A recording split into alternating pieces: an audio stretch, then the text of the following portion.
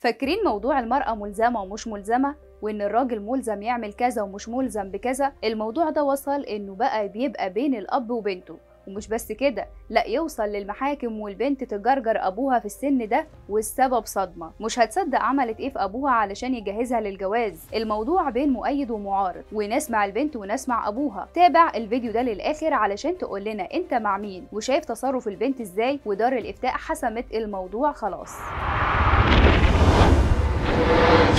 هو في حاجة ممكن تمشي بين الزوج والزوجة والأبناء بالإلزام والمحاكم؟ هل لما تحتاج حاجة من زوجتك أو البنت تحتاج حاجة من أبوها أيا كانت يبقى بالإجبار؟ كل حاجة لازم تتم بالتراضي والحب والعطاء يبقى متبادل، لكن اللي حصل وشفناها الساعات اللي فاتت بيقول غير كده خالص. اتفاجئنا إن بنت رفعت دعوة على أبوها علشان يجهزها للجواز، والكل بقى بيسأل طيب ليه هي عملت كده؟ هل هو رفض؟ طيب في أب ممكن يرفض يجهز بنته؟ طيب هل هي من الباب للطق كده رفعت عليه قضية؟ طيب ايه اللي يخلي العلاقة بين اب وبنت وتوصل لكده؟ كل الحكاية ان المستشارة القانونية دينا المقدم نشرت بوست على صفحتها وقالت الحكم ده مش خاص بمكتبنا، واحنا ما بنستقبلش قضايا فيها خلافات تكون نتيجتها قطع صلة الرحم. نشرت مجموعة من الصور فيها حكم من المحكمة بإلزام اب بتجهيز بنته اللي رفعت عليه قضية هي وامها بيطالبوه بدفع 133,346 جنيه قيمة مصاريف جهاز بنتهم وإلزامه بالمصاريف والأتعاب.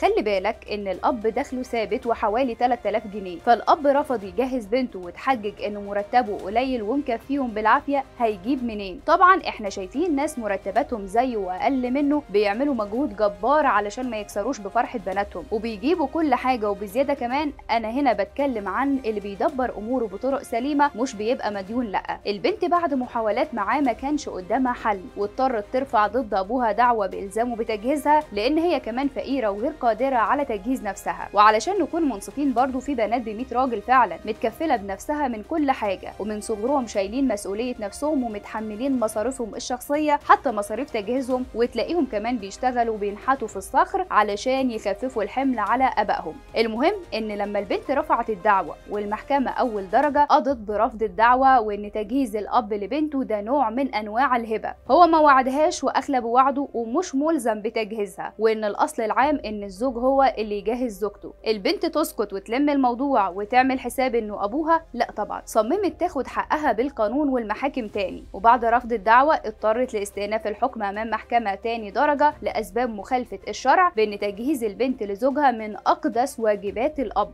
محكمة الاستئناف تاني درجة اصدرت حكم بالغاء حكم اول درجة وقضت بالزام الاب بتجهيز بنته، وقالت كلام مهم جدا في حيثيات الحكم عن موضوع الاستئناف. المحكمة حكمت طبعا اولا بقبول الاستئناف شكلا وفي الموضوع بالغاء الحكم المستأنف، والقضاء مجددا بالزام المستأنف ضده بان يؤدي للمستأنفتين مبلغ 60,000 جنيه مصاريف الجهاز، والزمت المستأنف ضده بالمصاريف عن الدرجتين ومبلغ 100 جنيه مقابل اتعاب المحاماة. عن موضوع الاستئناف ده اوضحت دار الافتاء ان تجهيز منزل الزوجية ليس واجب على الزوجة لان مهرها حق خالص لها، ليس لزوجها او غيره ان يطالبها منه بشيء الا لو الزوج كان قدم لها فلوس زيادة عن المهر بغرض إعداد جهاز الزوجة، وإن الأب مش ملزم شرعا بتجهيز بنته والزوج هو المكلف بتكوين منزل الزوجية لأن هو الملزم شرعا بنفقات زوجته ومنها مسكن الزوجية وملحقاته، وإنه إذا كانت أم الزوجة دفعت شيء من ده فده يعتبر تبرع وملهاش إنها تطالب والد الزوجة. ولكن قد يلزم القاضي الأب بتجهيز بنته لو كبرت في السن والجواز هيفوتها وخايفة على نفسها من العنوسة وما معهاش فلوس تتجهز بيها، ويكون أبوها في نفس الوقت ميسور الحال ويقدر على تجهيزها بأقل ما يمكن أن تتزوج بيه من غير إسراف ولا تزيد فوق العادة. كان الثابت من التحريات إن دخله حوالي 3000 جنيه شهريا. من ثم قضت المحكمة بإلغاء الحكم المستأنف والقضاء بإلزامه بمبلغ في حدود يساره